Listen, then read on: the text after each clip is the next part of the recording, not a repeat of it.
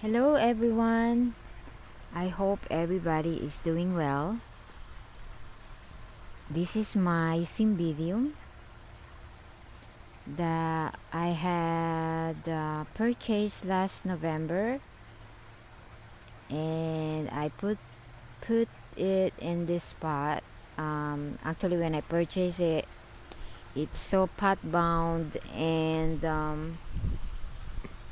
it's not in bloom. So I took my chances. So this is from Odom's nursery, and this is, let's see, so you can see, this is Cymbidium Dorothy Stockstill Forgotten Fruit. It has an award of merit AM from American Orchid Society. So yeah, this is a surprise for me. I was hoping when after I repot it, it was like a last minute repot because it's December. It starts to cool, the temperatures. It's cooling up down, and yeah, I was in a hurry to repot it because I said if it's getting cooler, then the plant has a hard time adjusting to the repot. So it was like a fast repotting. Autumn's nursery said it hasn't bloomed for them, but I think it bloomed for me because of the cold lately. It was really we got some cold, so I think it's half of the care is from the autumns because it's been there in their nursery, and then I had it for 4 months at least now since I got it, and it flowered. So it says forgotten fruit. It does smell fruity, like you wanna eat it. That's how the fragrance is. It's very, very nice smelling, fruity scent.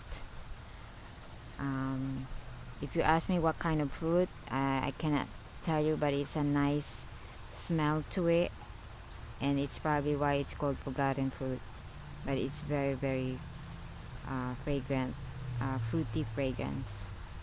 Sele, look at how wide it is. It's almost an inch. Yeah, and the rich lip. Yeah.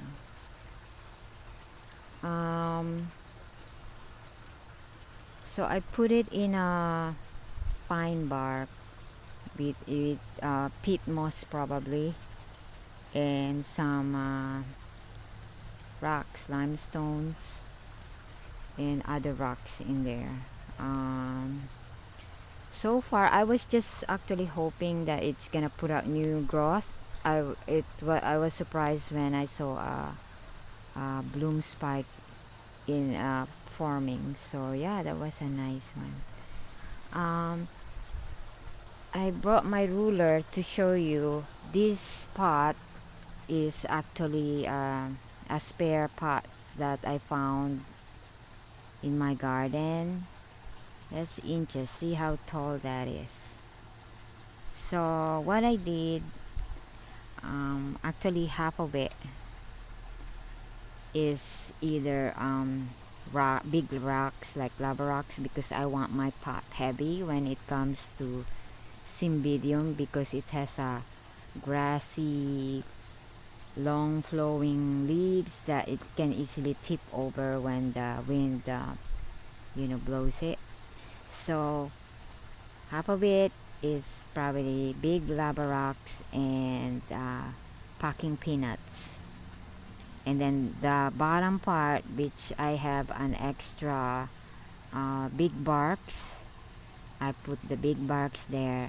And then because the Cymbidium, they kind of like moist, yeah, moist but not soggy, so the top part is more like pine bark with those peat moss and small rocks, and yeah, and you want it you know moisture kind of retentive media on the top, because the top is mostly they dry faster.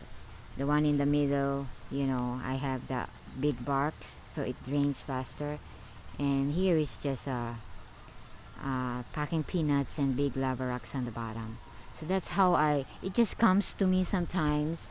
um, when I thinking of repotting it, I don't know, I was also thinking of just fine bark, but I don't want to waste some of my fine bark.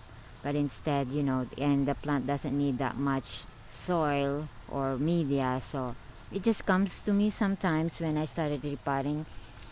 And yeah, and then I decide what to put in there while I'm doing my repotting. Same thing with my bamboo orchid, which still alive with leaves on. I didn't even take them in when it gets very cold, when our temperature dipped to 30s Fahrenheit, 37. Yeah, and then I'll show you. Yeah, this is my bamboo orchid. Yeah, and it also flowering. So yeah, it didn't kill it, or it didn't even the branches are still there, the growths. Even though I left it in the 37 degrees Fahrenheit, or single digit in Celsius. So yeah, because I don't want to carry those heavy pots, so I left them. I left it here outside. So there's the rest of my cymbidiums. Yeah, one of them flowered, but yeah. And then I'll show you my cymbidium that it's starting to fade the bloom now. So I'll show you.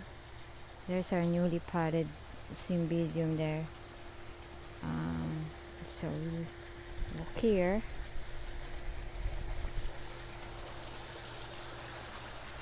These are the orchids I got from Maria in the flea market last weekend. And the one I really like is this one, the Epicatia. It's like a burnt orange with that lip. And I think it's Epicatia Kaichi or Kichi crossed with L Gold Star. Yeah, and the rest is like, common colors. And then the Wakarina, I love Wakarina. I already have different colors, so I added some more. So this is the Cymbidium genus gem, Emerald Spire. It's starting to fade now. But for those who hasn't seen the video, I have a separate video just for this and how to take care of the Cymbidium. Yeah.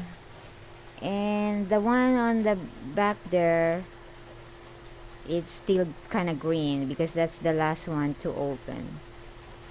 So actually, if you compare the Forgotten Fruit with the genus gem Emerald Spire, this one has a bigger flowers. Yeah, and it has the cascading uh, nature to it, the blooms. That's how pretty it is. So yeah, I'm glad that I have this one, and it flowered for me, but now it starts to fade. But it's been in bloom for I can't remember, but it the bloom, the buds takes a while to open. So yeah, it's been a while since it's in bud. So anyway, yeah, so I'll go back there in the Forgotten Fruit. So yeah, here's a close-up look of the flower. At least it gave me a flower, blooms. I didn't expect it, since I just potted it November last year. So it's just 4 months. So yeah, it smells so good. I think the Emerald Spire didn't smell any fragrance to it, but this one, because yeah, it does say Forgotten Fruit, It smells very fruity, like you wanna eat it. Take a bite of the fruit. But yeah, it's so pretty. It's gonna be pretty if you have a lot of blooms. So I mean, it's even more prettier. It's already pretty right now.